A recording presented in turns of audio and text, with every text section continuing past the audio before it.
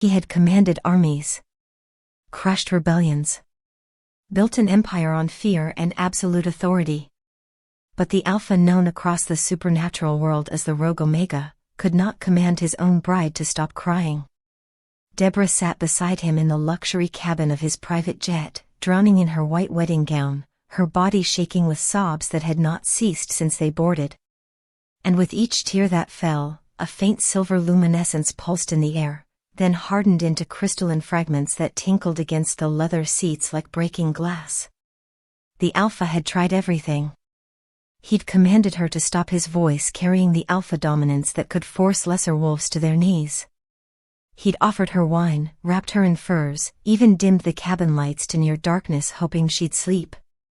Nothing worked. The crying continued, relentless and devastating, those luminous tears multiplying with each passing minute until the cabin glittered with supernatural fragments. The 30 pack members seated behind them maintained an eerie silence, their eyes carefully averted from both their alpha and his cursed bride. They knew what the silver tears meant. They'd heard the whispers.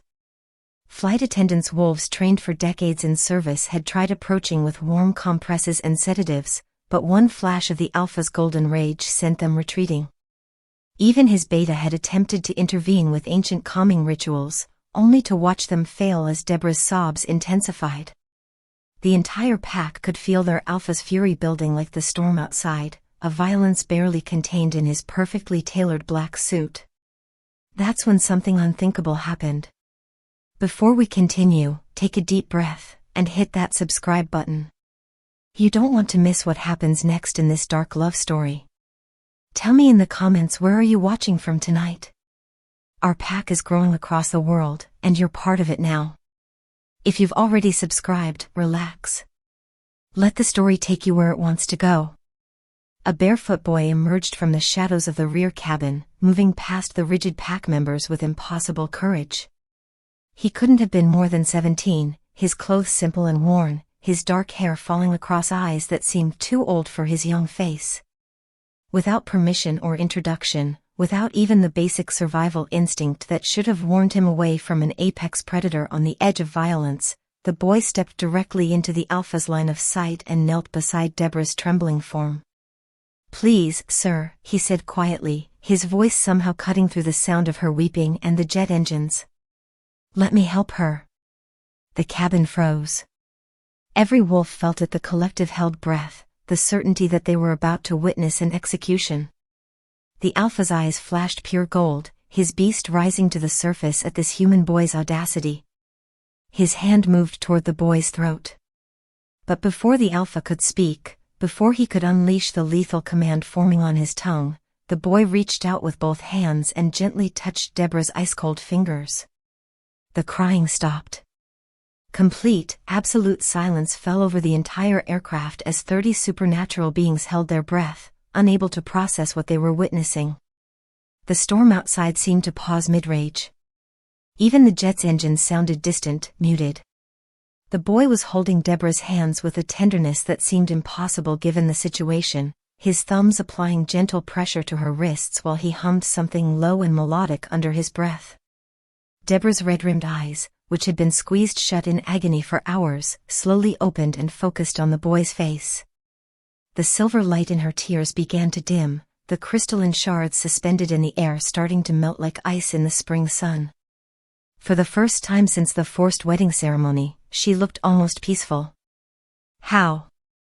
The Alpha's voice came out strangled, caught between wonder and rage. His predator instinct screamed that this was impossible, that no human could touch a cursed lunar bride and survive, let alone heal her. The boy looked up, meeting the Alpha's burning gaze without flinching. There was something in his eyes, not fear, but a deep, ancient sorrow that had nothing to do with age. "I couldn't stand her crying," he said simply. "I'm used to helping people in pain." The Alpha stared at this mysterious teenager who had accomplished what centuries of Alpha command and pack magic couldn't achieve. Around the cabin, he could sense his pack members' shock, their confusion, their dawning awe. But what disturbed the Alpha most was the boy himself. His scent was wrong, not fully human, but not wolf either. something else lingered beneath, something that made the alpha's beast recoil with an emotion it hadn't felt in decades: recognition. "Who are you?" the alpha demanded, though his voice had lost its lethal edge. The boy helped Deborah sit up straighter, ensuring she was steady before he released her hands and stood to face the most dangerous predator in the Northern Territories.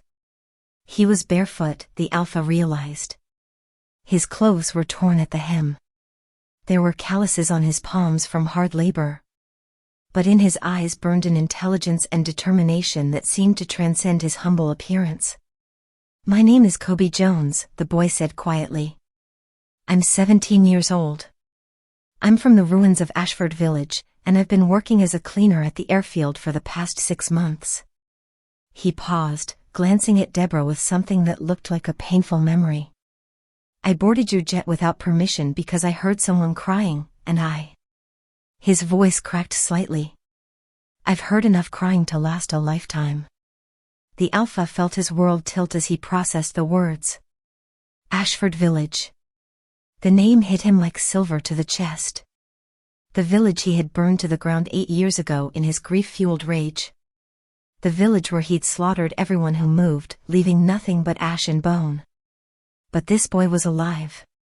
Standing here. Touching his cursed bride with hands that carried impossible magic. Deborah made a small sound, not a sob this time, but a gasp of recognition. She was staring at Kobe with her lips parted, her pale hand reaching toward him like she was seeing a ghost. "You," she whispered, her voice hoarse from hours of crying. "You're the boy from the ashes. The one who gave me bread." The alpha's blood ran cold. Around him, his pack members shifted uneasily, sensing their alpha's shock, the sudden tension that had nothing to do with dominance and everything to do with the past rising like a specter between them.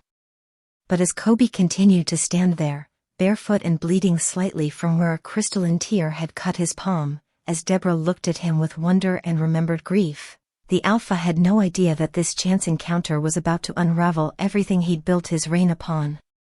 Neither of them knew that the boy who had calmed the silver cry carried within him a power that could unmake kingdoms, break curses, and force even monsters to remember what they'd once been. And none of them suspected that what happened next would prove that mercy, not dominance, was the greatest magic of all. The whispers started immediately.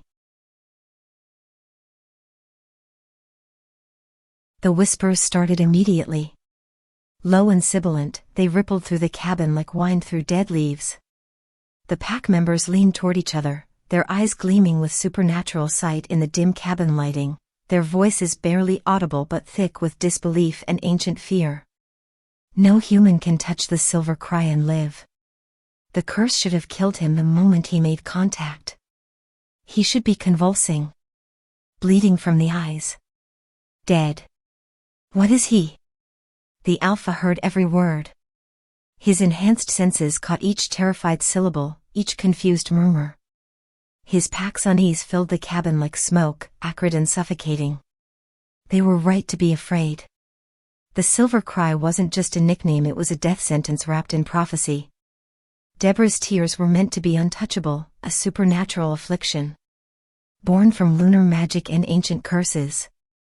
Anyone who tried to stop them, anyone who dared interfere with her grief, was supposed to pay with their life force. Yet this barefoot boy stood before them, blood from a minor cut drying on his palm, breathing steadily, alive. The alpha rose slowly from his seat, his considerable height making the spacious cabin feel suddenly smaller.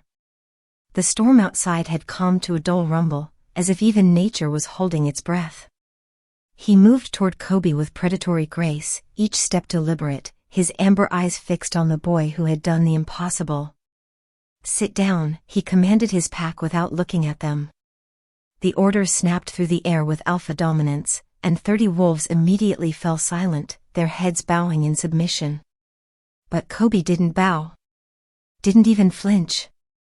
The boy simply stood there, his dark eyes meeting the alpha's burning gaze with that same unsettling calm he'd displayed when he'd first appeared. Up close, the alpha could see more details: the dirt under Kobe's fingernails, the faded bruises on his knuckles, the way his thin frame suggested someone who missed meals more often than he ate them. This was not a boy who had known comfort or safety. "Tell me again," the Alpha said, his voice dropping to that dangerous softness his pack knew meant violence was a heartbeat away. "Why did you touch her?" Kobe glanced at Deborah, who was watching him with wide, tear-stained eyes, her breathing still uneven but no longer panicked. When he spoke, his voice was quiet but steady, lacking the fear that should have been strangling it. "I told you.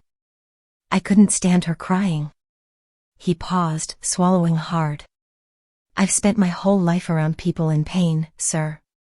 People who hurt so badly they forget how to breathe. My mother before she died.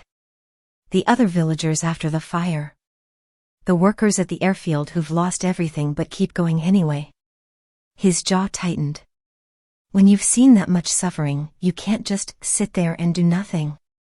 Even if it's not your place. Even if it's dangerous. The honesty in those words struck the Alpha like a physical blow. There was no manipulation in Kobe's tone, no hidden agenda. Just a simple, devastating truth: the boy helped because he couldn't bear not to. "You're used to helping people in pain," the Alpha repeated slowly, tasting the words, searching for the lie. But there was none. "Yes, sir." Behind them, Deborah made a soft sound. The Alpha turned to see her sitting forward, her pale hands gripping the armrests, her blue eyes studying Kobe with an intensity that bordered on desperate recognition. "I know you," she whispered, her voice hoarse and fragile. "I've seen you before. Your face. It's been in my dreams for 8 years." Kobe's expression shifted, pain and memory flickering across his features like shadows. "Ashford Village," he said quietly. "The night it burned. You were there." The cabin seemed to contract. Every wolf felt the weight of those words, the revelation hanging in the air like smoke from that long-ago fire. The Alpha's beast stirred, restless and disturbed. Ashford Village. The massacre that had cemented his reputation as the Rogue Omega, the night he'd let his grief consume him completely and painted the ground red with innocent blood. He'd been hunting the humans who'd killed his mate, but his rage had been indiscriminate, total. Man, woman, child, it didn't matter. He'd wanted the whole village to burn for harboring the hunters. And apparently, this boy had survived. How? The Alpha's voice came out rougher than intended. "I left no one alive." "You left the dying," Kobe corrected softly. "I was 9 years old. Pinned under a collapsed beam, barely breathing. You walked right past me." There was no accusation in his tone, just fact. "I survived because you thought I was already dead. And because someone helped me after you left." He looked at Deborah again, and understanding passed between them like electric current. The Alpha watched this exchange, feeling control slip from his fingers for the first time in years. "Explain," he commanded. "Now." Deborah spoke first, her voice trembling.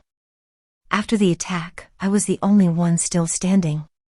Your pack took me because I..." She touched her face, her throat. "Because I looked like her. Like your dead mate. You said so yourself." Bitterness crept into her tone. "But before your wolves came, I found him. A little boy in the ruins, crushed and bleeding. I couldn't save him, but I gave him water. Bread. I promised him help would come. I stayed alive for 3 days waiting for that help," Kobe added quietly. "Villagers from the next town over finally found me. By then, she was gone." He looked at the Alpha. "Taken by you." The pieces assembled themselves in the Alpha's mind with brutal clarity. The cursed bride he'd claimed as a replacement for his lost mate. The orphan boy who'd survived his rampage. Both bound together by that night of fire and death, now reunited in the sky aboard his private jet. Fate had a cruel sense of humor.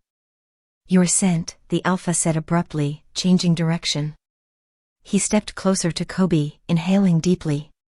The rawness was undeniable now beneath the human markers of sweat and skin. Something else lurked. Something that made his hackles rise. "You're not fully human." "What are you?" Kobe's expression shuddered. I don't know what you mean. Don't lie to me, boy. The Alpha's eyes flashed gold. I can smell it on you. Moon touched. Silver in your blood. That's how you survived the curse when you touched her. That's how you calmed the silver cry. He leaned in until they were inches apart. So I'll ask once more, what are you? I don't know. The words burst out of Kobe with desperate honesty. I've never known. After the village burned, strange things started happening. I'd wake up with dreams I didn't understand. Sometimes at night, my reflection in the water looked different. But I'm human, sir. I have to be. I work at the airfield cleaning hangars and running errands. I sleep in a storage shed. I eat scraps from the commissary. I'm nobody. The Alpha studied him for a long moment, his predator instincts warring with something he hadn't felt in decades: curiosity. This boy should be dead. By all supernatural laws, touching Deborah's cursed tears should have drained his life force instantly. Yet here he stood, whole and breathing, with moonsilver lurking in his blood and survival impossible to explain. Slowly, deliberately, the Alpha stepped back.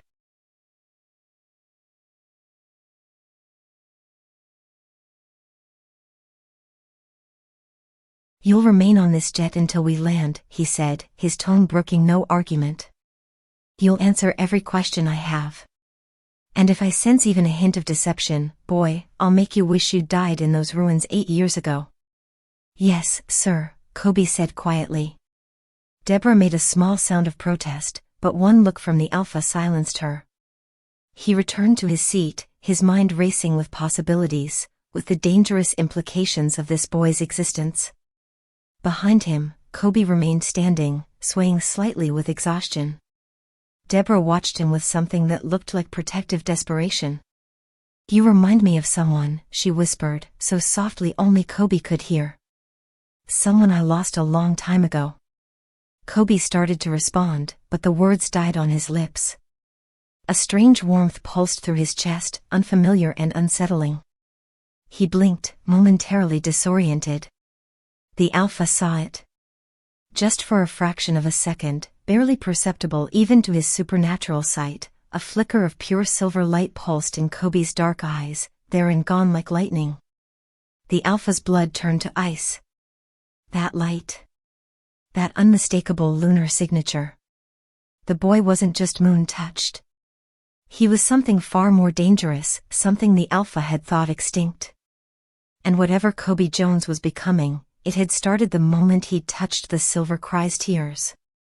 The jet had reached cruising altitude above the storm when the Alpha finally spoke again. You want to know what she is? His voice cut through the cabin's uneasy silence, addressing Kobe but never taking his eyes off Deborah. What do you touch when you put your human hands on something you had no right to touch? Kobe stood in the aisle, exhaustion pulling at his limbs, but he refused to sit. Refused to show weakness before this predator who'd killed his family. Yes, he said simply. The Alpha's lips curved into something that wasn't quite a smile. She's not my wife, boy. She's my insurance policy. My prophetic shield. He gestured languidly toward Deborah, who had gone very still in her seat, her face pale as moonlight. Tell him, bride. Tell him what you really are. Deborah's hands twisted in the silk of her wedding gown, the fabric now stained with crystalline residue from her tears. When she spoke, her voice was hollow, scraped clean of hope. I was human once. Completely, ordinarily human. She looked up at Kobe, and he saw such ancient sorrow in her eyes that his chest physically ached. My village, not Ashford, a different one, farther north, was caught in the crossfire of a territorial war between wolf packs. We had nothing to do with their politics, their blood feuds. We were just farmers and craftspeople trying to survive. The Alpha's voice dripped with dark satisfaction. But surviving required making deals with monsters. The village elders surrendered, Deborah continued, her voice barely above a whisper. They offered a peace tribute to end the violence. They offered me. Her laugh was broken glass. I was 17. Beautiful, they said. Pure. The perfect gift for a grieving alpha who needed a replacement for the mate he'd lost. Kobe felt something twist in his stomach, rage and grief so intertwined he couldn't separate them. They sold you. They saved 300 lives by giving up one. Deborah's eyes were distant, seeing the past. I was dressed in white, given to the Rogue Omega's pack, and brought to his territory in chains of silver that burned my wrists. She held up her arms, and Kobe saw the faint scars there, circular and deliberate. But I wasn't meant to be a wife. I was meant to be something else entirely. The alpha leaned forward, his amber eyes gleaming with predatory satisfaction. She was meant to be the silver cry. An old prophecy, older than most of my kind remember. It speaks of a human bride taken in grief and rage, whose tears would crystallize into protective magic. He reached out and caught one of the remaining floating crystal shards, turning it in his clawed fingers. Her sorrow would become my armor. Her suffering would shield my reign from all who would challenge it. You forced this curse on her, Kobe said, his voice shaking with barely contained fury. You made her cry forever. I didn't curse, the alpha corrected coldly. The moon did. I simply provided the circumstances. He crushed the crystal in his palm, letting silver dust fall like snow. The prophecy required specific conditions. A bride claimed in conquest. A heart broken beyond repair. Grief so profound it transcends mortality and becomes something else. Something useful. Deborah's voice cracked. He brought me to his territory and showed me what remained of my village. He'd burned it the night after I was taken. Every person who'd traded my life for their safety killed them all. Tears began sliding down her cheeks again, but these didn't crystallize. These were just water and salt and unbearable pain. He made sure I understood that my sacrifice meant nothing. That everyone I loved died anyway. And when I started crying when I couldn't stop crying, the tears began to change. Kobe felt it then. A sharp, visceral sensation in his chest, as if someone had reached inside him and squeezed his heart. Deborah's pain wasn't just a story, it was a living thing, a presence in the air between them. And somehow, impossibly, he could feel it. The weight of her grief pressed against his ribs, made his throat close with phantom sobs, filled his mind with images of flames and screaming and absolute helpless loss. He staggered, gripping the back of a seat to stay upright. What's happening? He gasped. The alpha was watching him with renewed intensity. You're connected to her now. The moment you touched her tears and survived, you created a bond. You feel what she feels. The sensation intensified. Kobe's vision blurred, and suddenly he wasn't standing in the jet anymore. He was in Deborah's memory. The village was ash and ember. Deborah stumbled through the ruins in her white tribute dress, now gray with soot, her wrists still burning from the silver chains they'd finally removed. The Alpha's pack had brought her back to witness what remained nothing. Just charred timber and bodies and the smell of burned flesh that would never leave her nostrils. She fell to her knees in what had been the village square, unable to process the totality of the destruction. Her parents. Her younger sister. The baker who'd given her sweet rolls on her birthday. The teacher who'd taught her to read. All gone. All ash. That's when she heard a small, desperate sound coming from the rubble of the granary.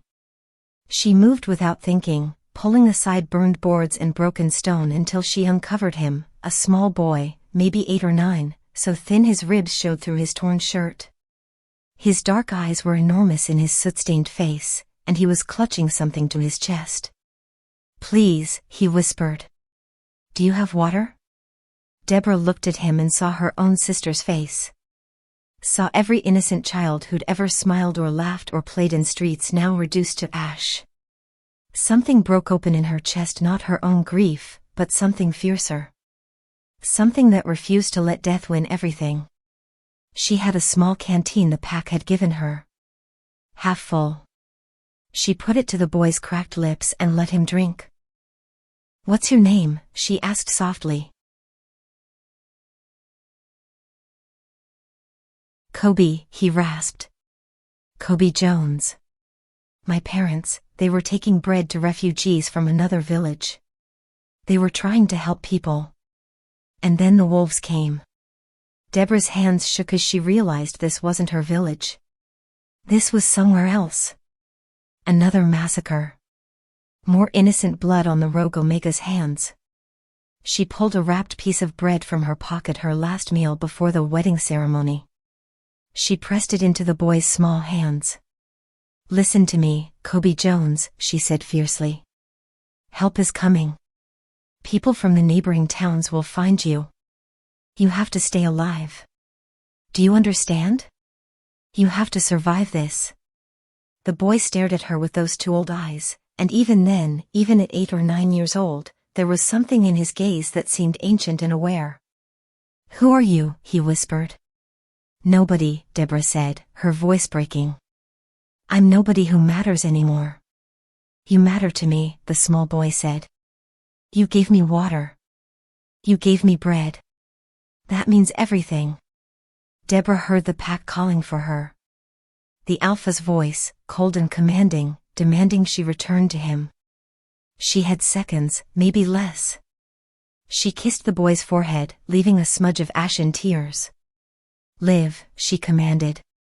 Whatever happens, live. Be better than the monsters who did this. Promise me. I promise, Kobe whispered. And then she was gone, dragged back to the Alpha side, back to a fate worse than death. Kobe gasped, slamming back into his own body aboard the jet. The memory released him like a drowning man breaking the surface, and he found himself on his knees in the aisle, shaking violently. Deborah was staring at him with dawning recognition and horror. It was you, she breathed. You're that boy. The one I found in Ashford Village. Her hand flew to her mouth. No, not Ashford. Another village. Earlier. Before Ashford. She looked at the Alpha with something like accusatory fury. How many villages did you burn? How many children did you leave to die? The Alpha had gone very still. His amber eyes flickered between Deborah and Kobe, and for the first time since Kobe had met him, the monster looked unsettled. I remember, Kobe said hoarsely, pulling himself up. He looked at Deborah with wonder and recognition. I remember your face. The woman in white who saved my life. I thought you were an angel. I looked for you for years afterward. But no one knew where you'd gone. I was taken, Deborah whispered. Chained. Made into this. She gestured at herself, at the curse that had transformed her into something no longer entirely human. And I never forgot you either. Your face haunted my dreams. The one child I managed to save from Rogue Omega's rage. The Alpha rose abruptly from his seat, his composure cracking. This is impossible, he growled, but there was something in his voice that hadn't been there before. Perhaps even fear. The odds of fate, Deborah cut him off. Her eyes blazed with sudden fierce conviction. Not a coincidence. Not a chance. Fate. He's come back to me. The one life I saved has returned. Behind them, the Alpha's beta stirred nervously. My lord, the older wolf said carefully. There's an old fragment of the prophecy. One we didn't include in the official records because it seemed irrelevant. Speak, the Alpha commanded, his voice dangerous. The beta swallowed hard. The full prophecy says, the silver cry shall weep until the moon itself grows dark, and her tears shall shield the beast who claimed her, until the one she blessed in mercy returns to break the chain. For the one who calms the silver cry shall unmake the beast who claimed her, and mercy shall triumph over conquest. The cabin fell into absolute silence. Kobe looked at Deborah. Deborah looked at Kobe. And between them, an understanding passed that needed no words. They were bound together by more than memory. By more than pain. By something the universe itself had woven into being. The Alpha stood frozen, his predator instincts screaming warnings his mind didn't want to accept. The boy who could calm the silver cry wasn't just a survivor. He was the instrument of the Rogue Omega's destruction. The Alpha turned away from them both, his shoulders rigid beneath his perfectly tailored suit. His clawed hands gripped the back of his leather seat hard enough that the material creaked in protest. Around him, his pack remained frozen, sensing their leader's inner turmoil like blood in water. He didn't want to remember. Hadn't allowed himself to remember in years. But the sight of Deborah looking at that boy with recognition and relief was something dangerously close to hope tore open memories he'd buried under centuries of violence and control. Her name had been Lyanna. The thought rose unbidden, unwanted. The Alpha closed his eyes and felt the past slam into him with physical force. She'd been everything: his mate, his anchor, the only thing in his long violent life that had made him want to be more than a monster. Lyanna had seen the man beneath the beast, and had believed he could lead with wisdom instead of fear. For 10 years, she'd been his conscience, his compass. And then the hunters had taken her. Not in fair combat. Not in territorial warfare. They'd taken her while she slept, drugged her with wolfsbane, and butchered her in the woods as a message to all supernatural beings who dared to live openly. They'd left her body arranged like a trophy, her beautiful face frozen in final agony, and they'd made sure he found her. The rage that followed wasn't just anger, it was annihilation. The Alpha had ceased being Kieran, the reasonable pack leader who negotiated treaties and protected the weak. He became something else entirely. Something that deserved the title Rogue Omega. He tracked the hunters to a human village that had harbored them.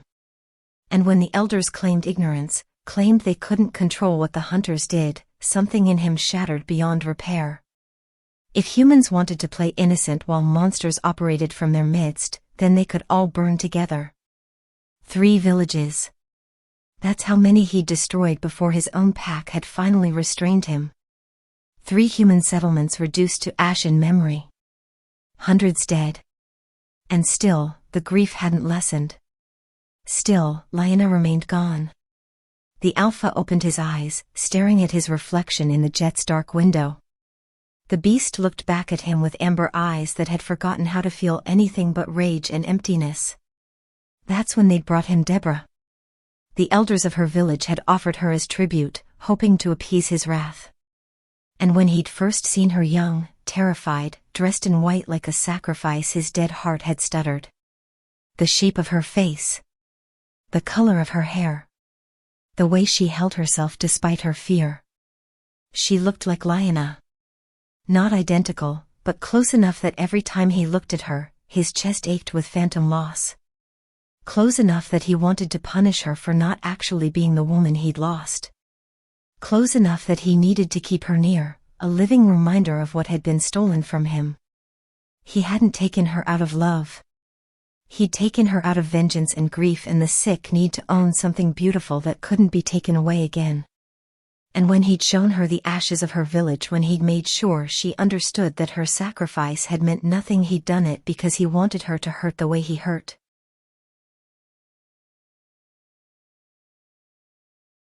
He'd wanted her to grieve forever, the way he would grieve forever. And the moon had obliged. Her tears had crystallized. The prophecy had awakened. And he'd told himself it was justice. Divine confirmation that his pain mattered more than hers. But now, watching her look at Kobe Jones with something other than despair, watching this nobody, this human boy who should be dead, offer her comfort he'd never given, the Alpha felt something he hadn't experienced in centuries. Jealousy. Raw, burning, irrational jealousy. She was his bride. His curse. His prophetic shield. And this boy had touched her, calmed her, connected with her in ways the Alpha never had. In ways he deliberately ensured he never could. "You're angry," a quiet voice said behind him. The Alpha spun, and there was Kobe, standing closer than any human should dare.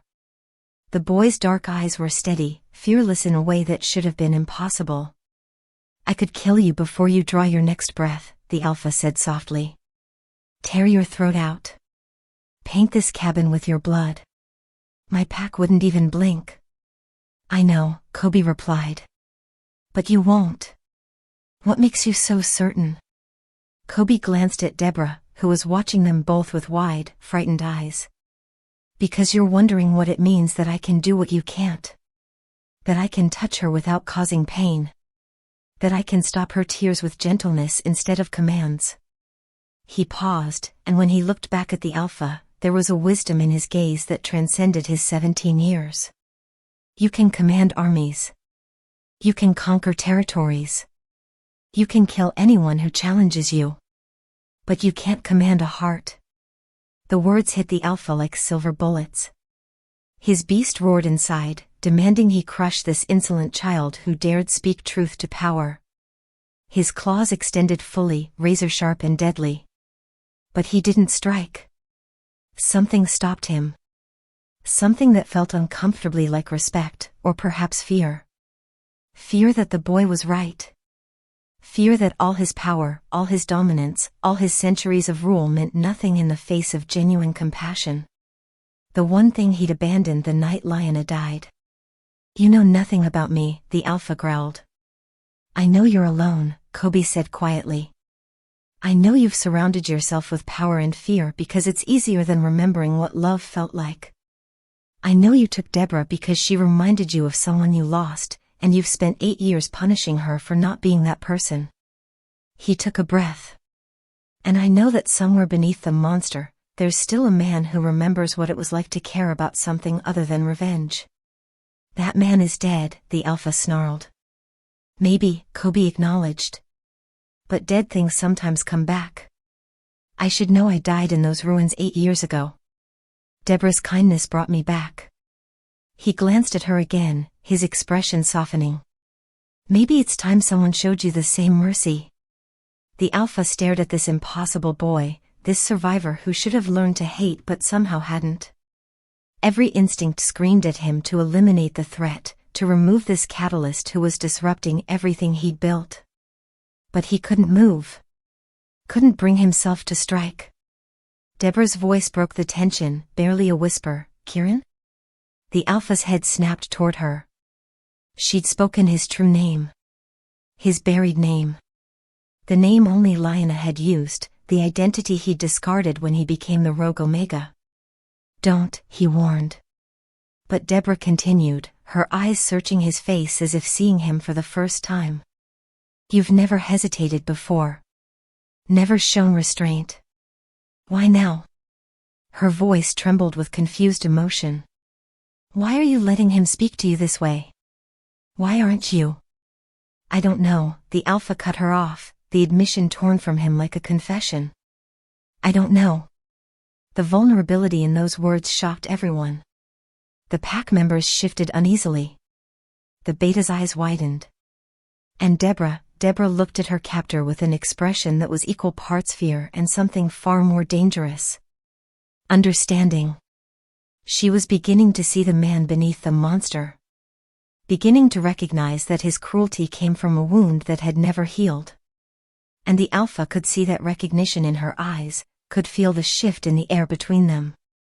It terrified him more than any battle he'd ever fought. Sir, the Beta started to speak. The warning came too late. Lightning struck the jet with deafening force. The aircraft lurched violently, throwing everyone off balance.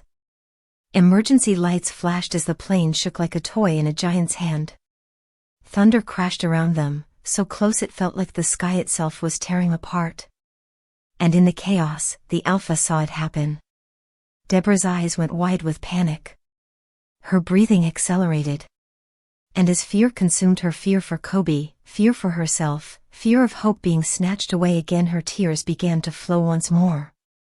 But these tears were different from before. They glowed brilliant silver, brighter than any he'd seen. They crystallized instantly, but instead of floating gently, they exploded outward like shrapnel, sharp and deadly. The curse was awakening with terrifying power, feeding on her emotional turmoil, on the conflicting feelings swirling through the cabin. No! Kobe lunged toward her, but a crystal shard sliced across his arm, drawing blood. The pack members dove for cover as more crystalline tears filled the air like a storm of glass. The jet pitched and rolled, the pilots fighting to maintain control. Alarms blared. Oxygen masks dropped from the ceiling.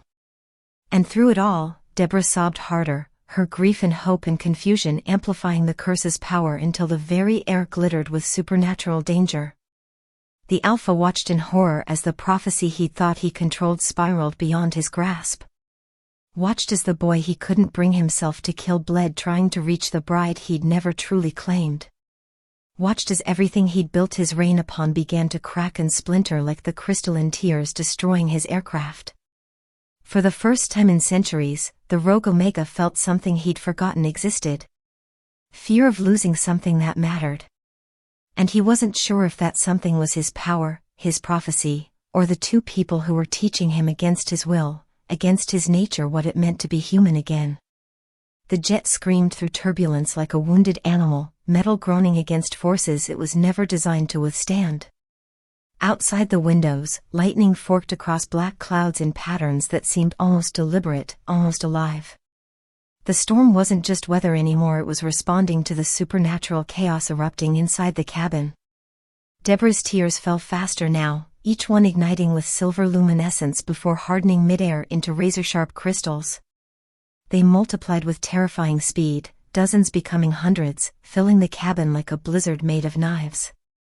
The shards spun in invisible currents, slashing through leather seats, embedding in the cabin walls, drawing thin lines of blood across anyone too slow to duck. "Get down," the beta roared at the pack, his wolf instincts screaming danger. But there was nowhere to hide. The crystalline storm filled every inch of space, a supernatural phenomenon feeding on Deborah's emotional overload. Her sobs came in gasping waves, each one producing more deadly tears.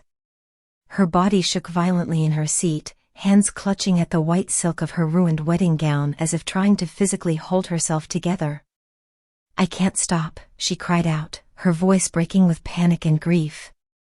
"I can't, I'm sorry, I can't."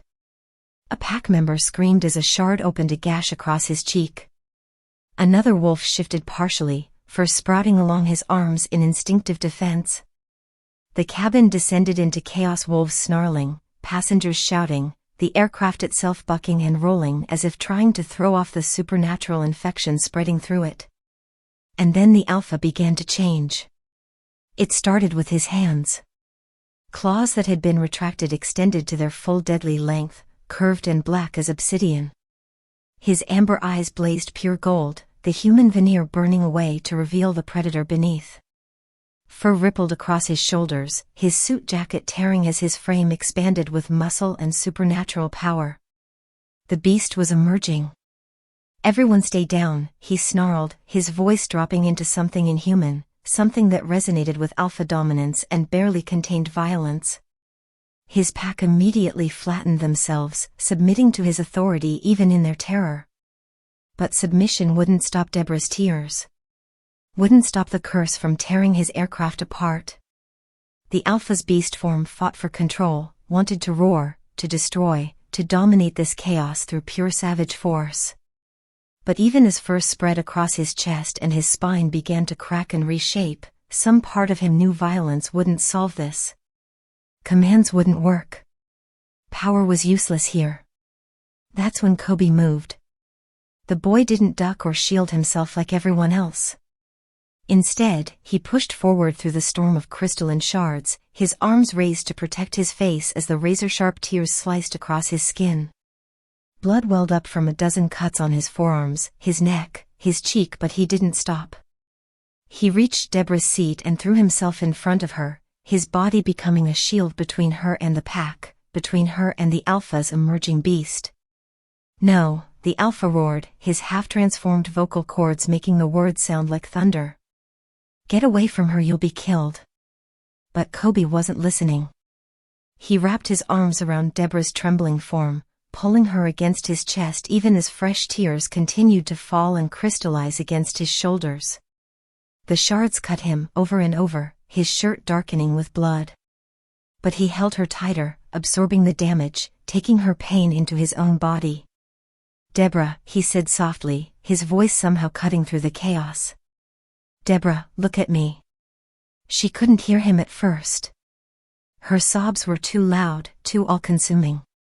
The curse had her in its grip, feeding on 8 years of accumulated grief and the sudden terrifying possibility that things might change, that hope might be real, that she might actually matter to someone.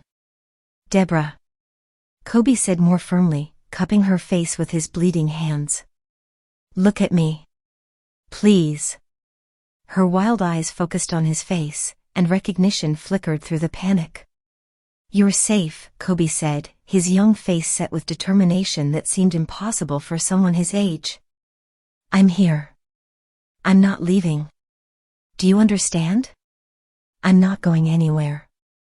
"You're bleeding," Deborah gasped, seeing the cuts covering his arms, his neck, the dark stains spreading across his torn shirt. "Oh God, I've survived worse," Kobe interrupted gently. A sad smile touched his lips. "I died once already, remember? In the ashes of a village. And you gave me water. You gave me bread. You gave me a reason to keep living." His voice cracked with emotion. "Let me give you the same thing. Let me help you stop crying." "I can't," Deborah sobbed. "The curse, it won't let me. I've tried for 8 years. "Then don't try to stop him," Kobe said fiercely, glancing at the Alpha's half-beast form looming nearby. "Don't stop because you're commanded. Stop because you want to. Because you choose to." He pressed his forehead against hers, his blood mixing with her tears. "Don't cry anymore, Deborah. Please. You've cried enough for a lifetime. You've cried enough for all of us." The cabin seemed to hold its breath. Even the storm outside paused, lightning frozen mid-strike. Deborah stared into Kobe's dark eyes, seeing the boy who'd survived impossible odds, who'd carried her memory for 8 years, who was bleeding for her now without hesitation or expectation of reward. Seeing someone who looked at her not as a curse or a prophecy or a replacement for a dead mate, but as a person who deserved to stop hurting. "I don't know how," she whispered. "Yes, you do," Kobe said softly. "You already know. You stopped once before when I first touched you. Because for just a moment, you weren't alone anymore. You remembered what it felt like to be seen as human." Something shifted in Deborah's chest. A lock turning. A door opening. The tears slowed. Not all at once, but gradually, like a storm passing. The crystalline shards stopped multiplying, the ones already formed beginning to dissolve into harmless silver mist. The supernatural pressure in the cabin eased, the air becoming breathable again. The Alpha watched this impossible scene unfold, his beast form frozen in mid-transformation. He'd commanded her to stop crying hundreds of times over 8 years. Used Alpha dominance, ancient magic, even physical restraint. Nothing had worked. But this boy, this human nobody with no power, no authority, no supernatural strength had accomplished it through simple compassion. The Alpha felt something twist in his chest. Not quite jealousy this time. Something deeper, more painful. Something that felt uncomfortably like shame. And awe. Kobe was still bleeding from dozens of cuts, his young face pale with blood loss, but he held Deborah like she was something precious. Like her pain mattered more than his own survival. "You're going to be okay," Kobe murmured to her. "We both are. I promise." But even as he said it, his legs buckled. The blood loss was catching up to him. Too many wounds, too much damage. He'd been cut by cursed tears, supernatural weapons that should have killed him on contact. That he'd survived this long was another miracle, but even miracles had limits. Kobe collapsed to his knees, still trying to hold Deborah, still trying to keep his promise. His blood dripped onto the cabin floor in dark puddles that spread across the expensive carpet. And then, impossibly, those puddles began to glow. The crimson darkened to silver, luminescent and otherworldly. The same color as Deborah's tears. The same supernatural signature that marked the curse. "No," the Alpha breathed, his beast form receding in shock. "That's not possible." The Beta staggered forward, staring at the glowing blood. "My lord, he's absorbing the curse." actually absorbing it into his body. The jet suddenly lurched violently. Not from turbulence this time, but from mechanical failure. Alarms shrieked through the cabin as the aircraft's controls went haywire, responding to the massive surge of supernatural energy. "We're losing altitude," one of the pilots shouted through the intercom, panic clear in his voice. "Something's wrong with the systems, we're going down."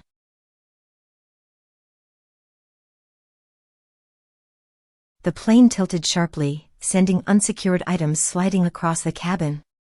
Pack members grabbed for handholds, their wolf instincts screaming terror at the prospect of falling from the sky. Deborah screamed, clutching at Kobe as gravity tried to tear them apart. And Kobe, bleeding silver light, looked up at the Alpha with eyes that were no longer entirely human. Silver veins spread across his skin like lightning scars, pulsing with lunar magic that shouldn't exist in a human body. "What's happening to me?" he gasped. The Alpha stared at him, recognition and horror warring on his partially transformed face. He knew what he was seeing. Had read about it in texts so ancient they'd turned to dust, in prophecies his kind had thought were myth. The boy wasn't just moon-touched. He was becoming a lunar conduit, a human capable of channeling and absorbing supernatural curses. A being that could unmake what magic had created. The prophecy's final line echoed in the Alpha's mind: "The one who calms the silver cry shall unmake the beast who claimed her."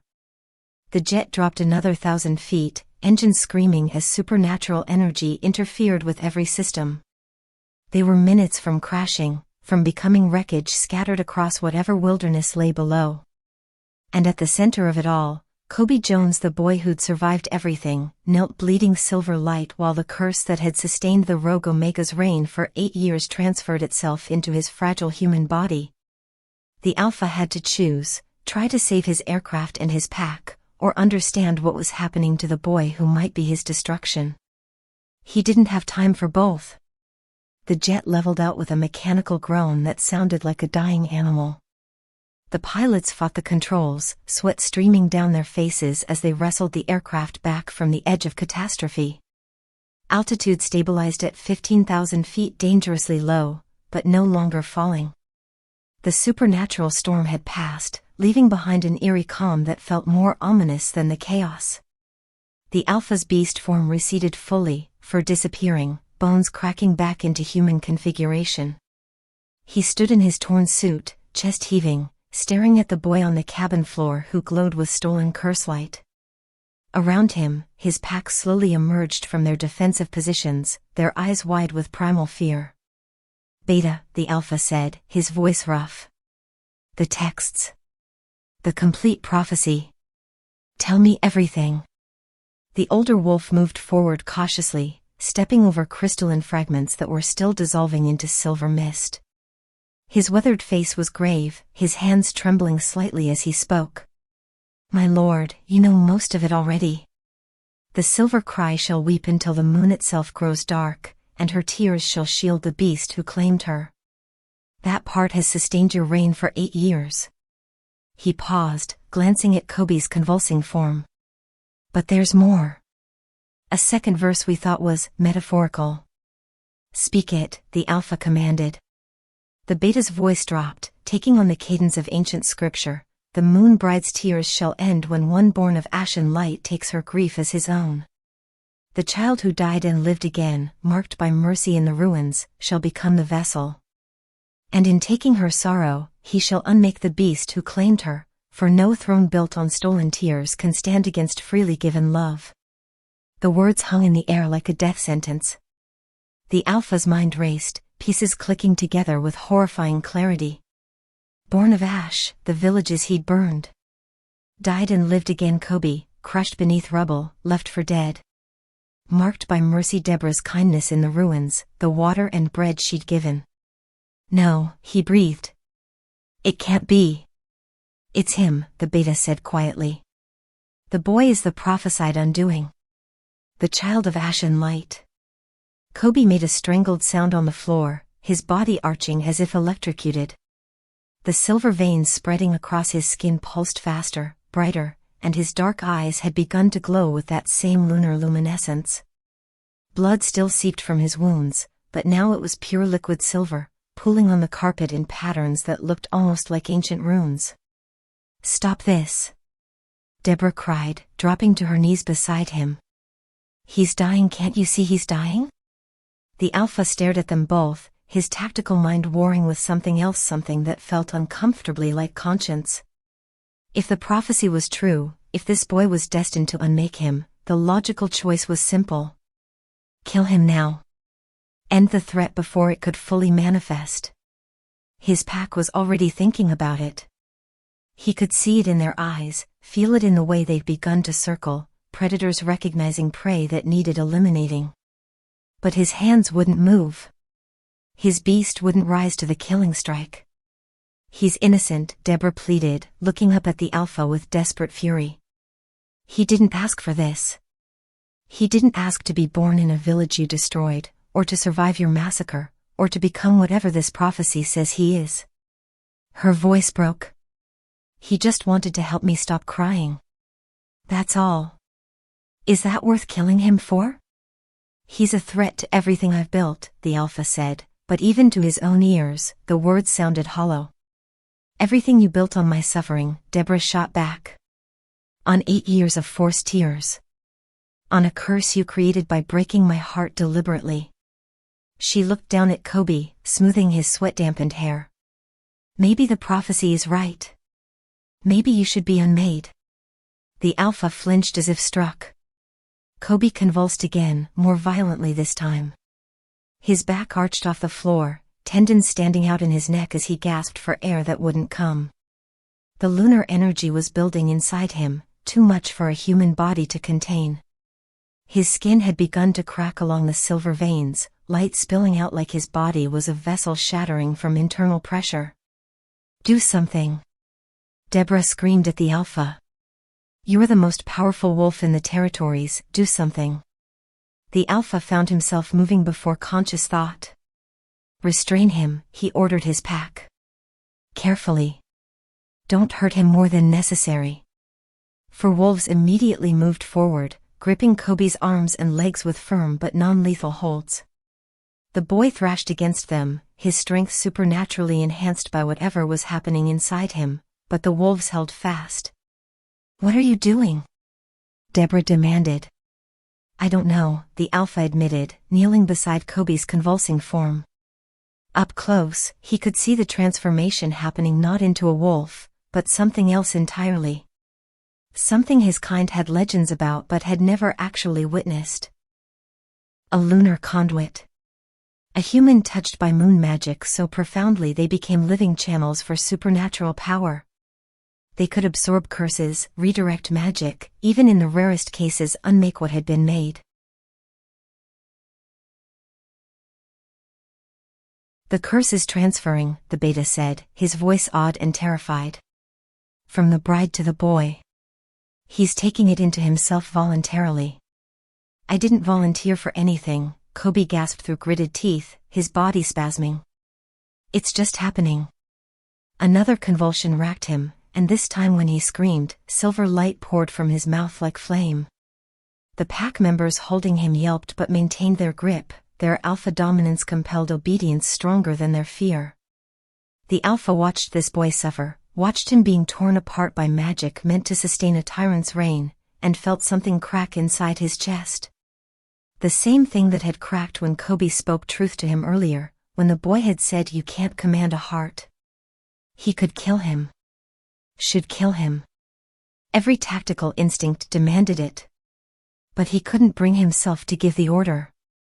"Why won't you end this?" the Beta asked quietly, reading his Alpha's paralysis. "You know what he'll become if he survives." "I know," the Alpha said hoarsely. "I know what the prophecy says. But..." He couldn't finish the sentence. Couldn't admit that somewhere in the past hours, this impossible boy had done what no one had managed in centuries, made the rogue Omega hesitate. Made him question. Made him feel something other than rage and emptiness. Made him almost human again. "Let me go to him," Deborah said, her voice shaking. "Please. If he's taking my curse, the least I can do is be there." The Alpha nodded, unable to speak. Deborah crawled to where the wolves held Kobe, and they loosened their grip enough for her to gather him into her arms. She cradled his head against her chest, her white dress now stained with his silver-glowing blood, her own tears falling onto his convulsing face. "I'm sorry," she whispered. "I'm so sorry, Kobe. You shouldn't have to do this. You shouldn't have to save me." "Not saving you," Kobe managed between gasps. "Just can't watch you hurt anymore." His body arched again, but this time Deborah held him tighter, anchoring him with her presence. Around them, the cabin had gone completely silent except for Kobe's labored breathing and the distant hum of jet engines. "You're the boy who gave me bread," Deborah said suddenly, the memory surfacing with perfect clarity. "In my village, after the Alpha took me, before they burned it. You were there too, weren't you? Another refugee. Another child caught in the crossfire." Her tears fell faster. "You had nothing. You were starving. And you still offered to share your food with me." Kobe's glowing eyes focused on her face, recognition flickering through the pain. "You were crying then too," he whispered. "In chains. I wanted to help but I was just a kid." "You gave me the only thing you had," Deborah said, her voice breaking. "Your last piece of bread. Your kindness when the world had shown nothing but cruelty." She leaned down, her forehead touching his. "And now you're doing it again. Taking my pain. Give me everything." The silver veins across Kobe's body pulsed brighter, but this time, instead of cracking, they began to stabilize. His breathing evened slightly. The convulsions lessened. Deborah felt it, the curse responding to her, even as it transferred to him. The magic recognized its original host, recognized the bond between them. Without thinking, operating on pure instinct, she kissed his forehead. The moment her lips touched his skin, everything changed. Her tears, the ones falling on his face, ignited with brilliant silver light. But instead of crystallizing into weapons, they liquefied into pure luminescence, flowing into Kobe's body through the cracks in his skin like water into parched earth. The pack gasped. The beta stumbled backward. Even the Alpha felt his breath catch. Deborah's tears were no longer weapons. They were healing him. Completing the transfer. Freely given instead of forcibly taken. "No throne built on stolen tears can stand against freely given love," the beta whispered, the prophecy suddenly making terrible sense. Kobe's eyes blazed silver white, then slowly faded back to their normal dark color. The cracks in his skin sealed. The convulsions stopped. He lay in Deborah's arms, breathing hard but stable, the curse now fully integrated into his body instead of destroying it. The transformation was complete. The Alpha stared at them, at the bride who'd been his prisoner and the boy who'd been his victim, now bound together by something far more powerful than any curse or command. And for the first time in 8 years, when the Alpha looked at Deborah's face, there were no tears falling at all. The silver cry had ended. His reign's foundation had just crumbled. And the monster who'd built an empire on suffering had no idea how to survive in a world where mercy had proven stronger than dominance. The transformation completed in a heartbeat and an eternity.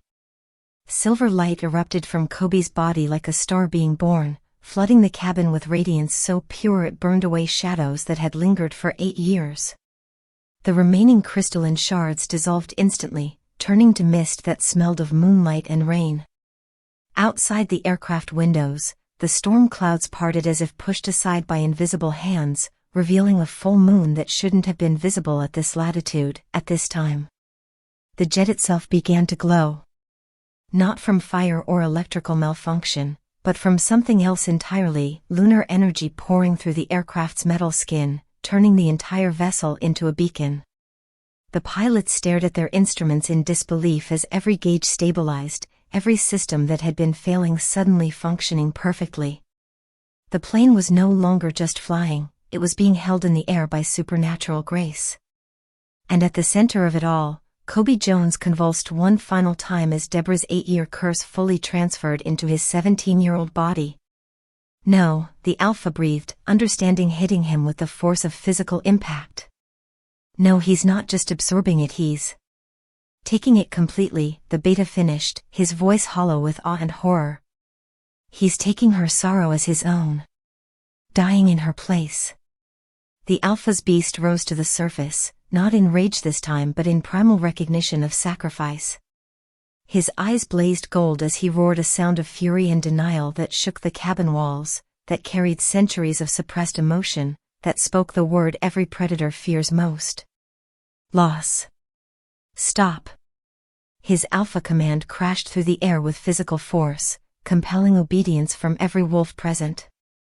But Kobe wasn't a wolf. The command slid off him like water off stone. Boy Kobe, I order you to stop. But the magic didn't answer to dominance. It answered by choice. And Kobe had already made his. Stop. Deborah screamed, her hands gripping his shoulders as his body temperature plummeted, as his breathing became shallow and thready. It's killing you, don't you understand? The curse is killing you. Kobe's eyes opened, still glowing with silver light but fading now, dimming like stars at dawn. He looked at Deborah with such profound peace that it broke something in her chest. Blood trickled from his nose, his own blood now, no longer glowing, just crimson and mortal. I know, he said softly, his voice barely audible over the jet engines. I can feel it. Every tear you cried. Every moment of grief. Every night you sobbed until you couldn't breathe. His weak smile was heartbreaking in its gentleness. 8 years of sorrow. That's a lot to carry. Then don't carry it. Deborah's tears fell freely now, but they were normal tears, salt water and human grief, nothing supernatural about them. Give it back. I'd rather cry forever than watch you die. No, you wouldn't, Kobe said, lifting one trembling hand to touch her face. You're just saying that because you're kind. Because even after everything, you don't want anyone to suffer for you. His breath hitched. But maybe it's time someone else hurt you. Just this once. Maybe you've earned that. You can't do this, the alpha growled, pushing forward, his own hands shaking as he reached toward the boy. You're just a child. You have no idea what you're. I'm not a child, Kobe interrupted, his fading eyes meeting the alpha's burning gaze. I stopped being a child the night you burned my village. The night you killed my parents and left me to die in the ruins. There was no accusation in his tone, just fact. I've been surviving ever since. But surviving isn't the same as living. He looked back at Deborah, and his expression softened impossibly further. You gave me water when I was dying, he whispered. You gave me bread when you had nothing. You were a prisoner, chained and broken, and you still showed me kindness. His voice cracked. That memory kept me alive for 8 years. Every time I wanted to give up, I remembered the woman in white who proved that mercy still existed in a cruel world. Kobe Deborah couldn't speak past the sob in her throat. So if I can give you freedom, Kobe continued, his body starting to go limp in her arms, if I can take away your tears and your curse and your pain, then my life was worth something. Then the boy who died in the ashes actually mattered. You matter. Deborah screamed, clutching him desperately. You matter to me. Don't leave, please don't leave. But the light was fading from his eyes. The silver veins across his skin were turning dark, the lunar energy settling deep into his bones, his blood, his very soul. The curse had found its new host, and unlike Deborah, Kobe's mortal body couldn't sustain it. Couldn't survive the weight of 8 years of supernatural grief compressed into a single moment of transference. He was dying. Slowly but inevitably, like a candle burning down to nothing. The alpha stood frozen, watching this impossible act of sacrifice. His pack members had all fallen silent, heads bowed, instinctively recognizing something sacred was happening. Something their predator minds understood on a primal level, one life willingly given for another. Why, the alpha asked hoarsely. Why would you do this? After everything I took from you? After I killed your family, destroyed your village, left you with nothing? His voice broke. I'm the monster who ruined your life. She's just a woman you met hours ago. Why would you die for her? Kobe's fading gaze found the Alpha's face, and for just a moment, the boy looked ancient. Wise beyond years. As if he could see straight through the beast to the broken man beneath. Because someone has to choose mercy, he said simply. Someone has to prove that hate doesn't get the final word. His breath was barely a whisper now. And because she needed to stop crying more than I needed to keep breathing. The simplicity of it, the pure, devastating truth broke something in the Alpha that centuries of violence had calcified. His knees hit the cabin floor with a sound like thunder. The Rogue Omega, the beast who commanded armies, the predator who'd built an empire on fear, knelt before a dying human boy and found himself unable to speak. The curse is broken, the Beta said quietly, staring at Deborah. Look at her. The silver cry is gone. It was true. Deborah's face, which for 8 years had been perpetually wet with glowing tears, was dry.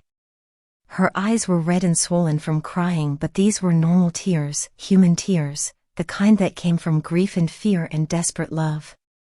The supernatural curse had lifted completely. She was free. But the price of that freedom was bleeding out in her arms. No, she whispered, rocking Kobe gently. No, this isn't right. This isn't fair. You were supposed to live. You were supposed to. Supposed to what? Kobe asked, his voice barely audible. Work at an airfield forever? Hide in storage sheds? Be nobody? He smiled weakly. At least this way, I'm someone who mattered. Someone who made a difference.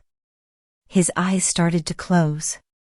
Stay with me, Deborah begged, her normal tears falling on his pale face.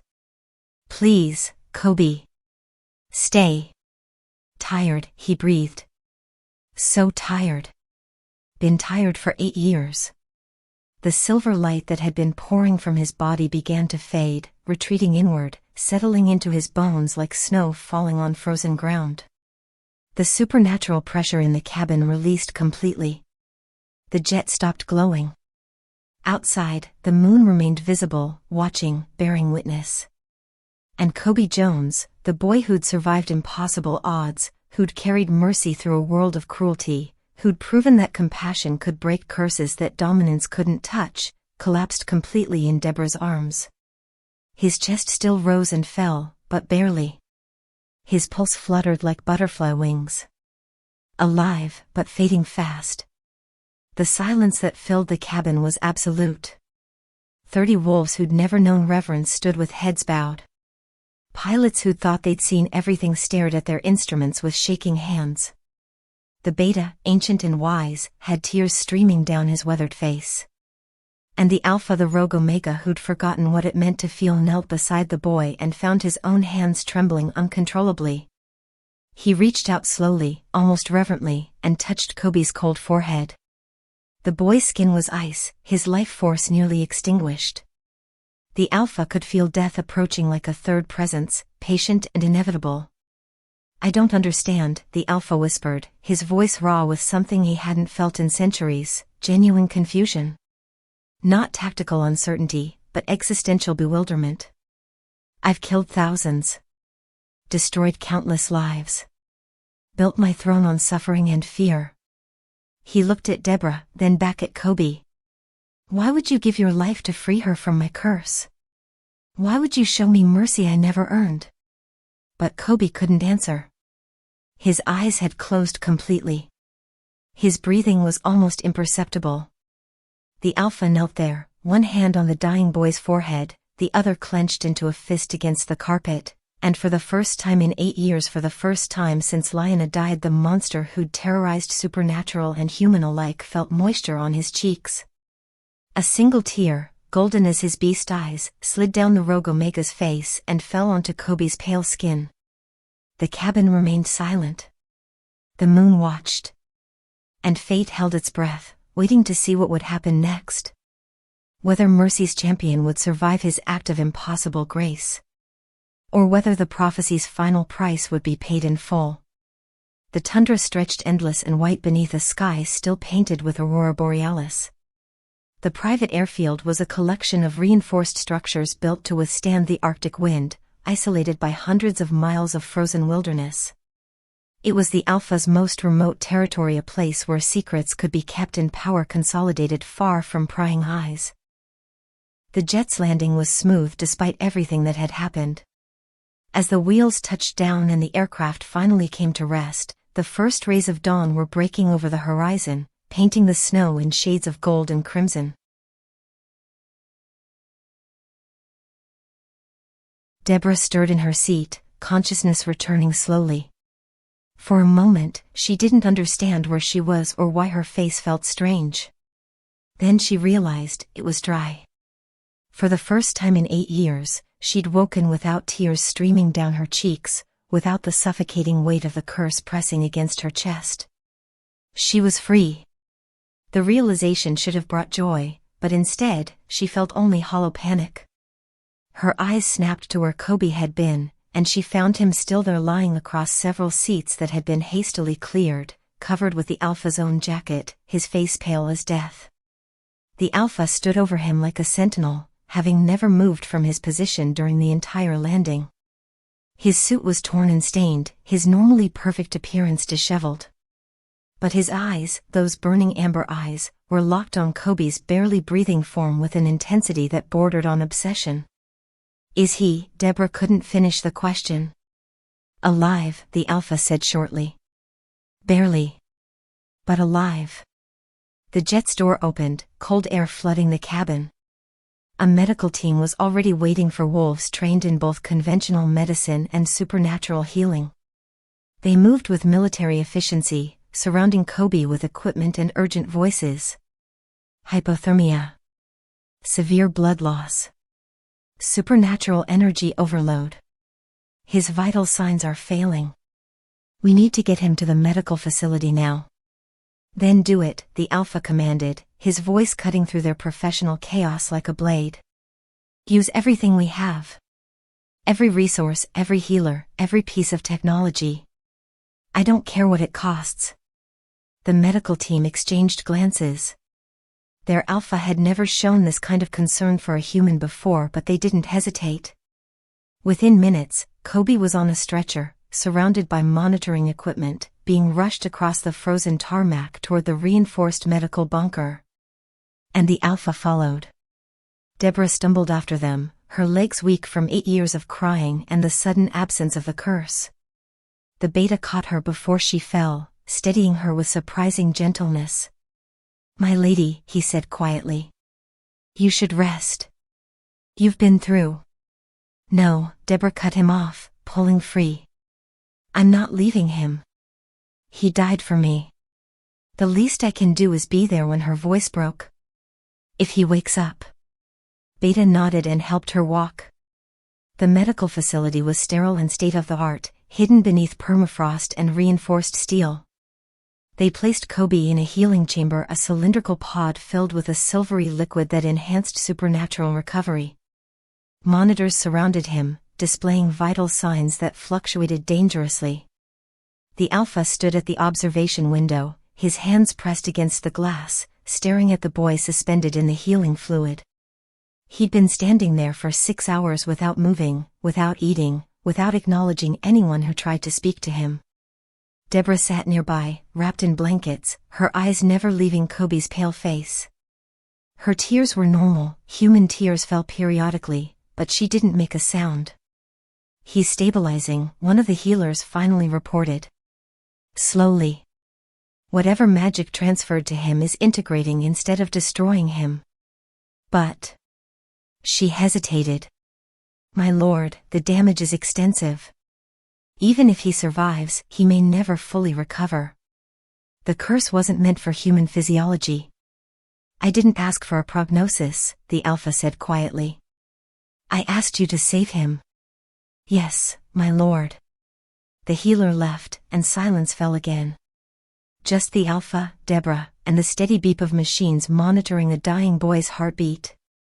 Finally, Deborah spoke. Her voice was hoarse from disuse and emotion. You remember them, don't you? His parents. The Alpha's shoulders tensed, but he didn't turn from the window. I remember every village, he said. Every face. Every scream. His voice was flat, emotionless. People think monsters forget. That we kill so often it blurs together. But we don't forget. We carry every death. We just learn to stop feeling it. Kobe's mother and father, Deborah pressed. You killed them. Yes. The simple admission hung in the air like smoke. No justification. No excuse. They were harboring hunters, the Alpha continued. Or I believed they were. Intelligence said the humans who killed Lyanna had passed through their village, and had been given food and shelter. His clawed hand scraped against the glass. I didn't investigate. Didn't verify. I just burned it all. Everyone who might have helped them. Everyone who might have known. And the children? Deborah asked. What were they guilty of? Nothing, the Alpha said. They were guilty of nothing. Just born in the wrong place at the wrong time to the wrong species.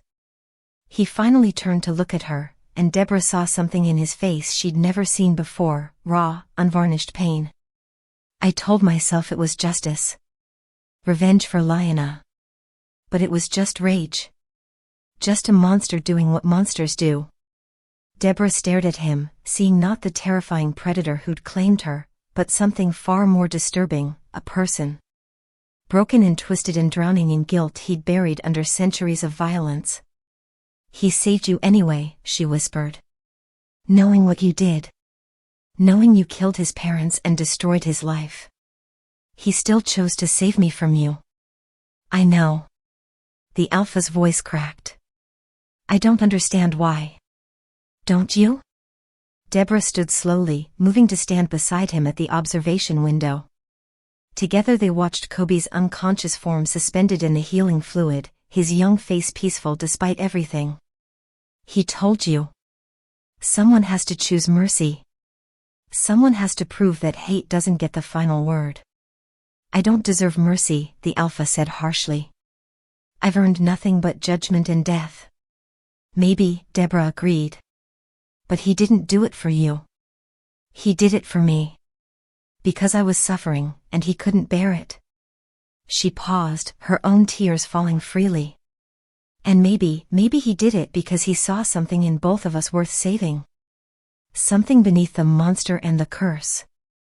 Something human. The Alpha laughed bitterly. I haven't been human in 3 centuries. Then maybe it's time to remember how. Silence fell again.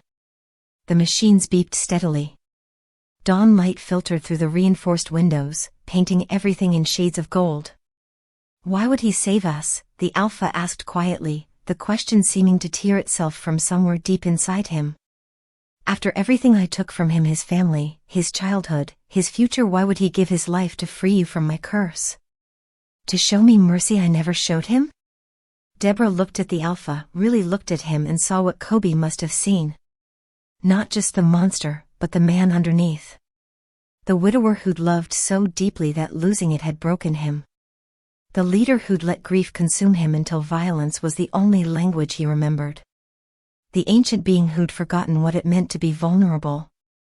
Because he saw something left worth saving, she said softly. Beneath all the rage and cruelty and dominance, he saw someone who was still capable of change. Still capable of feeling. She touched the glass where Kobe floated on the other side. He saw what I'm only beginning to see now. That you're not just a monster. You're a person who became a monster because the pain was too great to carry any other way. The Alpha's breath caught. His amber eyes burning and terrible fixed on her face. I killed his parents, he repeated, as if trying to make her understand the magnitude of his crimes. I destroyed everything he loved. I broke you with deliberate cruelty. I've spent 8 years sustaining my reign on your forced suffering. His voice rose. What part of that is worth saving? The part that's standing here right now, Deborah said. The part that carried him to safety instead of leaving him to die. The part that ordered your healers to save him at any cost. The part that's been standing at this window for 6 hours refusing to leave his side. She turned to face him fully. The part that's asking why instead of simply accepting that mercy exists. The Alpha stared at her, his carefully constructed armor cracking, the beast receding to reveal something far more frightening underneath, genuine emotion. Guilt. Shame. Grief. And something else. Something that looked almost like hope. I don't know how to be anything other than what I am, he confessed, his voice barely audible. I don't know how to lead without dominance. How to exist without rage. How to he stopped, struggling with words he hadn't spoken in lifetimes. How to feel without it destroying me again. Then learn, Deborah said simply.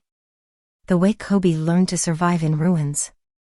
The way I learned to endure 8 years of cursed tears. The way every broken thing learns to become something new. She placed her hand on the glass beside his. Or don't. Stay a monster forever. But if you do, his sacrifice meant nothing. My suffering meant nothing. And you'll die exactly as alone as you've been for 3 centuries. The truth of her words hit him like physical blows. The Alpha's legs suddenly felt weak, his legendary strength meaningless against this onslaught of emotion he'd suppressed for so long. He looked at Kobe floating in the healing chamber, this impossible boy who'd survived the unsurvivable, who'd carried mercy through a world of cruelty, who'd proven that compassion could break what dominance couldn't touch. And something inside the rogue Omega, something calcified and dead, cracked completely open. His golden eyes, burning and terrible and ancient, suddenly dimmed. The supernatural glow faded, revealing underneath just irises of ordinary amber brown. Human eyes in a face that had forgotten how to be human. And for the first time in centuries since the night he'd found Lionel's broken body, the Alpha wept. Not golden tears of supernatural power. Not beast tears of rage and loss. Human tears. Salt water and grief, and the beginning of something that might, eventually, resemble redemption. Deborah watched this ancient predator break down beside her, his shoulders shaking, his carefully maintained dominance crumbling to reveal the shattered person underneath. And instead of satisfaction or vindication, she felt only profound sorrow. For what he'd been. For what he'd become. For what he might still learn to be. He's going to live, she said quietly. The healers said he's stabilizing. He's going to survive this. And then what? The Alpha asked through his tears. What happens when he wakes up and sees me? The monster who killed his family? I don't know, Deborah admitted. But maybe that's the point. Maybe mercy isn't about knowing the outcome. It's about choosing it anyway. They stood together at the window as dawn broke fully over the tundra, watching a boy who'd done the unthinkable fight for every breath. And between them, the monster and his former victim, something new and fragile began to take shape. Not forgiveness. Not yet. But the possibility of it. The first seed of change planted in frozen ground. 3 weeks had passed since the jet landed in the tundra, and winter had deepened its grip on the Arctic territory. Snow fell in perpetual silence outside the medical facility's reinforced windows, creating a world of white emptiness that felt both isolating and strangely peaceful. Inside the healing chamber, Kobe Jones lay suspended in silver fluid, his chest rising and falling with steady, determined breaths. The monitors surrounding him showed vital signs that had slowly, impossibly, climbed from critical to stable. The curse he'd absorbed hadn't killed him. Instead, it had transformed him into something new, something the healers had no name for. A bridge between human and supernatural. A living embodiment of mercy. Deborah sat in her usual chair beside the observation window, watching him with patient devotion. She came every day, sometimes for hours, sometimes just for minutes. But she always came. She looked different now. The white wedding gown had been burned weeks ago in a small ceremony she'd insisted on watching. The silken lace turn to ash had felt like shedding skin, like finally stepping free of a chrysalis that had trapped her for 8 years. Now she wore simple clothes, wool sweaters, comfortable pants, boots meant for walking in snow. Her hair, which had been elaborately styled for the forced wedding, hung loose and natural around her face. She looked, finally, like herself. Like a woman instead of a symbol. "The healers say you might wake up soon," she said quietly, speaking to Kobe's unconscious form the way she had every day. "They say the integration is almost complete. Whatever you've become, your body has accepted it." She smiled softly. "You're stronger than anyone thought possible." "But I already knew that." "You've been strong since you were 9 years old, haven't you?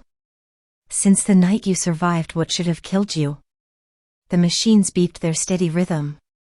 Outside, the Alpha's voice carried faintly from the main hall, addressing his assembled pack. Deborah could hear the words echoing through the facility's corridors. "No longer rule through fear and dominance alone. What happened on that jet proved something I'd forgotten in my rage and grief, that power without mercy is just tyranny with teeth." Deborah turned her attention back to Kobe. "He's changing," she told him. "The Alpha. Or he's not calling himself that anymore, actually. Just Kieran now. After 3 centuries of hiding behind titles, he's finally using his real name again." She paused. "Because of you. Because you showed him what real strength looks like." In the main hall, Kieran, no longer the Rogue Omega, stood before 200 wolves who'd gathered from across his territories. They filled the space with nervous energy, uncertain about this unprecedented assembly. Their leader had never called them together like this before, had never shown vulnerability or asked for counsel. "I am renouncing my title," Kieran said, his voice steady but stripped of its usual dominance-laced command. "The Rogue Omega dies today. That identity was born from grief and sustained by cruelty, and I will not carry it forward." Murmurs rippled through the assembled wolves. The Beta stepped forward, his weathered face concerned. "My lord Kieran, what you're proposing is unprecedented. The pack structure, the territorial agreements, everything is built on your reputation as the Rogue Omega. If you renounce that identity, then we build something new," Kieran interrupted. "Something that doesn't require a cursed bride's tears to sustain it. Something that doesn't demand innocent blood as the price of stability." He looked out at his pack, meeting eyes that had never seen him as anything but an apex predator. "I'm establishing a new covenant. I'm calling it the Covenant of Mercy." More murmurs, louder this time. Confused. Uncertain. "What happened on that jet," Kieran continued, "what that boy did, it exposed the rot at the foundation of everything I built. I claimed a human woman and broke her deliberately to fuel a prophecy. I sustained my reign on her forced suffering for 8 years. And when a 17-year-old orphan showed more courage and compassion than I've displayed in 3 centuries, I nearly killed him for it." He paused, letting the weight of his confession settle over the gathered wolves. "That ends now. The Covenant of Mercy will be built on 3 principles: protection of the innocent, regardless of species, justice without cruelty, and the understanding that true strength comes from knowing when not to use our power." His amber eyes swept across the hall. "Any pack member who cannot abide by these principles is free to leave. I will not force obedience through dominance anymore. I'm asking for something far more difficult: choice."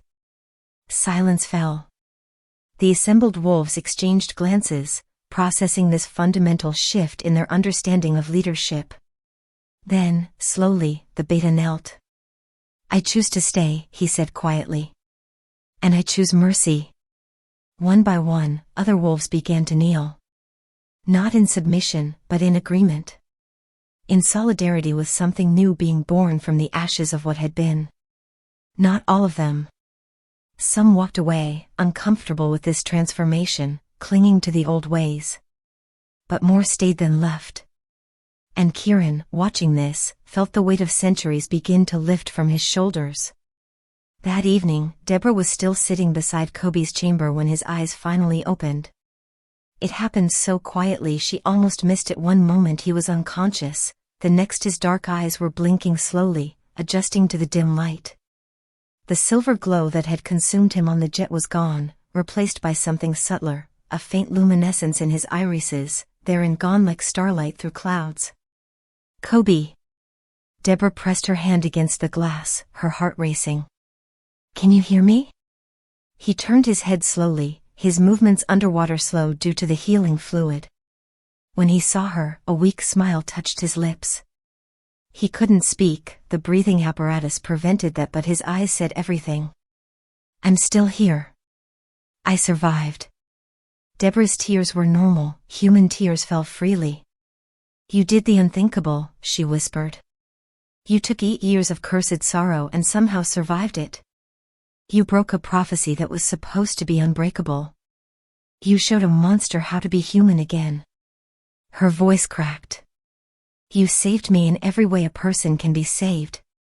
Kobe's eyes crinkled with his smile. The healers had installed a communication interface. He touched it weakly with one hand, and text appeared on the screen beside the chamber. No. You just needed to believe you could stop crying. The simple truth of it, the pure, devastating accuracy made Deborah laugh through her tears. Is that all? 8 years of supernatural suffering, and I just needed to believe? More text appeared. You always had the strength. You survived him. You showed me mercy in the ruins. You kept your humanity when everything tried to take it away. I just reminded you. By dying for me, Deborah said. By living for you, Kobe corrected. Big difference. They stayed like that for a long time, Deborah with her hand against the glass, Kobe suspended in healing fluid, connected by something deeper than words. Two survivors who'd found each other across 8 years and impossible circumstances, who'd broken curses and proven that mercy could triumph over dominance. Eventually, the healers came to check Kobe's vitals, their faces bright with excitement at his awakening. Deborah stepped back, letting them work, but promised she'd return tomorrow. As she left the medical facility, she found Kieran standing outside in the falling snow, his face turned toward the night sky. The aurora borealis danced overhead in ribbons of green and silver, and the full moon hung impossibly bright despite the Arctic latitude. Deborah approached quietly, standing beside him in the snow. He woke up, she said simply. Kieran's shoulders sagged with relief. Thank the moon, he breathed. Then, catching himself, he added, I'm glad that he survived. You can admit you care about him, Deborah said gently. It doesn't make you weak. Doesn't it? Kieran's voice was raw. 3 centuries of being the strongest, most feared predator in the territories, and a 17-year-old human boy unmakes me with simple compassion. If that's not weakness, what is? Growth, Deborah said. It's called growth. They stood together in silence, watching the aurora dance. The territory spread out around them, hundreds of miles of wilderness where Kieran's pack was learning to live by new principles, where wolves and humans might eventually find peace, where mercy was becoming more than just a word. The covenant of mercy, Deborah said. That's what you're calling it? Yes. Kieran glanced at her. Unless you think it's foolish. A monster playing at redemption. I think, Deborah said slowly, that it's what Kobe would want. What he sacrificed for. A world where monsters can learn to be human again. Kieran turned back to the moon, and as he did, something happened that hadn't occurred in centuries. A single tear, golden and luminous, carrying traces of his beast nature, slid down his weathered cheek and fell into the snow, where it glowed briefly before fading. Not a tear of rage or grief this time. A tear of redemption. Of hope. Of the first tentative steps toward becoming something other than what he'd been. Deborah saw it and said nothing. Some moments were too sacred for words. Above them, the moon seemed to shine brighter, as if bearing witness. As if approving. In the years that followed, the story spread across both supernatural and human territories, growing with each telling until it became legend. They spoke of the Alpha's bride who cried continuously until a poor boy did the unthinkable. They spoke of cursed tears that became weapons, of prophecies that unmade tyrants, of a 17-year-old orphan who taught a monster how to be merciful. Some versions were embellished. The boy became a warrior, the bride a sorceress, the Alpha a demon king. But the core truth remained constant, that mercy had triumphed over dominance, that compassion had broken what cruelty could not, that one act of selfless sacrifice had changed the course of history. The covenant of mercy grew slowly but steadily, spreading across territories, offering an alternative to the old ways of violence and fear. Not all supernatural beings accepted it, many clung to dominance and tradition. But enough chose differently that the world began, gradually, to shift. Kobe recovered fully, though he would never be entirely human again. The curse had transformed him into something unprecedented, a lunar conduit who could sense and soothe supernatural suffering, who carried Deborah's 8 years of sorrow integrated into his soul and somehow made it strength instead of weakness. He became the Covenant's ambassador, traveling between territories, mediating conflicts, showing both humans and wolves that peace was possible. His bare feet walked paths between worlds, and wherever he went, violence seemed to quiet in his presence. Deborah found her own path not as a victim or a symbol, but as a healer and teacher. She established sanctuaries for those caught between supernatural conflicts, places where mercy was offered freely and tears were allowed to fall without crystallizing into weapons. And Kieran, no longer the rogue Omega, no longer the beast who'd terrorized generations, learned slowly, painfully, how to be a leader without being a tyrant. How to guide without dominating. How to love without destroying. He never forgot what he'd been. Never excused the blood on his hands or the lives he'd taken. But he spent the rest of his long existence trying to balance the scales, one act of mercy at a time. The boy who calmed the Alpha's bride became legend proof that even monsters can learn to love, and that mercy, freely given, can tame even the moon itself. And on cold Arctic nights, when the aurora dances and the moon hangs bright over the tundra, if you listen carefully, you can still hear the echo of silver tears falling. Not weapons anymore. Just water and hope and the promise that broken things can heal. That monsters can change. And that sometimes, the unthinkable is simply mercy wearing the face of a barefoot boy who refused to let someone cry alone.